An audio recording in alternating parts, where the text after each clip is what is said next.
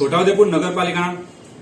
પ્રમુખ અને નગરના પ્રથમ વ્યક્તિ મંજુલાબેન કિશનભાઈ કોળી કે જેઓ સામાન્ય ચૂંટણી 2025ની છોટાઉદેપુર નગરપાલિકાની વોર્ડ નંબર 4માં એસટી બેઠક ઉપરથી ચૂંટાઈને આવેલા, જે બાદ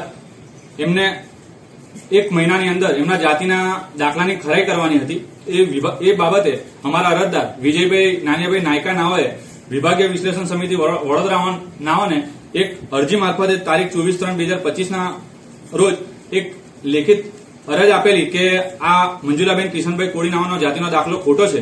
જે બાબતે વિભાગીય વિશ્લેષણ સમિતિએ ઊંડાણપૂર્વક અને લગભગ 1.5 વર્ષ જેટલો સમય કાઢી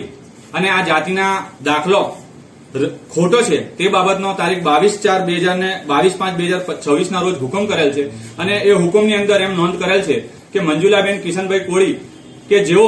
પોતે 2 દાખલા ધરાવે છે, એક એમના પિતાના નામનો અને એક એમના પતિના નામનો, જેથી એ વાત સ્પષ્ટ થાય છે કે તેઓ 2 દાખલા રાખી અને અલગ અલગ જગ્યાએ અલગ અલગ લાભો લઈ અને આ દાખલાનો ખોટી રીતના અને ગેરઉપયોગ કરેલ છે. જેથી આ બાબતે એમનું સભ્યપદ રદ કરવા માટે વિભાગીય વિશ્લેષણ સમિતિએ માનનીય સચિવ શ્રી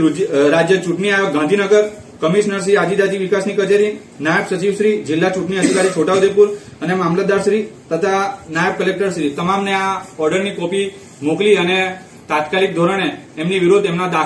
બંને જાતિના દાખલા જપ્ત કરી અને એમને સભ્યપદે પરથી દૂર કરવા માટેના આદેશ કરેલ છે. કયા દાખલાનો ઉપયોગ કર્યો છે? 2 દાખલાનો ઉપયોગ કરેલો છે. એક રાઠવા મંજુલાબેન છત્રસિંહભાઈ નાઓનું મામલતદાર શ્રી છોટાઉદેપુરનું તારીખ 11/1/1999 અને એક બીજો જાતિનો દાખલો છે મંજુલાબેન કિશનભાઈ કોલી મામલતદાર શ્રી છોટાઉદેપુરનું 18/5/2002 આ 2 દાખલાનો એમને ઉપયોગ કરી અને એમને આ ચૂંટણીમાં ખોટી રીતે જાતિના દાખલાનો ઉપયોગ કરી અને આ ચૂંટણીમાં એ વિજેતા જાહેર થયા છે. અને એમને જે 1 મહિનાની અંદર જાતિના દાખલાની તપાસણી કરવાની હતી તે લગભગ 1.5 વર્ષ થઈ છે અને એ બાબતે પણ અમે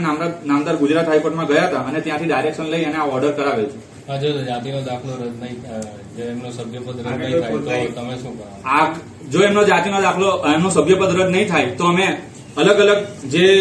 વિભાગ છે કલેક્ટર શ્રી છોટાઉદેપુર અને લાગતા વળગતા વિભાગને પાર્ટી બનાવી અને નામદાર ગુજરાત હાઈકોર્ટમાં દિન 7 ની અંદર અમે ફરીથી પિટિશન દાખલ કરીશું કે તાત્કાલિક ધોરણે જયારે એમનો જાતિનો દાખલો રદ થઈ ગયો છે તેમ છતાં જયારે એમનું પોતાનો જે સભ્યપદ પર જે ચૂંટાઈને આવ્યા છે એ જ જો ગેરલાયક હોય તો એ જે જગ્યા ઉપર પ્રમુખના સ્થાને બેઠેલા છે તો એ ગેરલાયક ઠરવે છે.